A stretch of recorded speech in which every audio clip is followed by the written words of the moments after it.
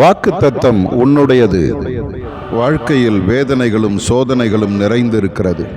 ஏன் எனக்கு மட்டும் இந்த நிலை? நான் மட்டும் ஏன் இப்படி பாடுபடுகிறேன் என்று நீ கேட்கும் சத்தம் எனக்கு கேட்கிறது. ஆனால் எல்லாருக்கும் இந்த பாடுகள் உண்டு. யோபு தன் வாழ்வில் உத்தமனும் சன்மார்க்கனும் தேவனுக்கு பயந்து பொல்லாப்புக்கு விலகுகிறவனுமாக இருந்தான். அப்படிப்பட்டவன் உண்மையிலேயே தன் வாழ்வில் உண்மையானவன், தேவனை மறுதலிக்காதவன் என்பதை நிரூபிக்க வேண்டிய சூழ்நிலை வந்தபொழுது அவன் தன் எல்லாவற்றையும் இழந்தான். ஆனால் கடவுள் எதிர்பார்ப்பது போல யோபு தன் உத்தமத்திலே நிலைத்திருந்தான். அதன் முடிவு இரட்டத்தனையான ஆசீர்வாதம் பெற்றான். உபத்திரவம் என்பது கொஞ்ச காலம், ஆனால் விடிவு என்பது நீ நினைப்பதை விட மேலான நன்மைகளை கொண்டு வரும். இப்படி உன் வாழ்வில் சோதனைகள் வரும்போது நீ பயப்படாதே.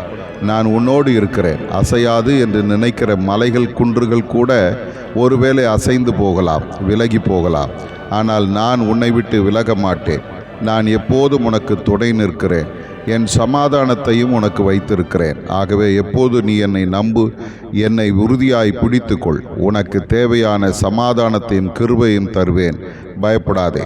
ஆதார வசனம்: மலைகள் விலகினாலும் பர்வதங்கள் நிலைபெயர்ந்தாலும் என் கிருபை உன்னை விட்டு விலகாமலும் சமாதானத்தின் உடன்படிக்கை நிலை பெயராமலும் இருக்கும். ஏசாயா 54:10.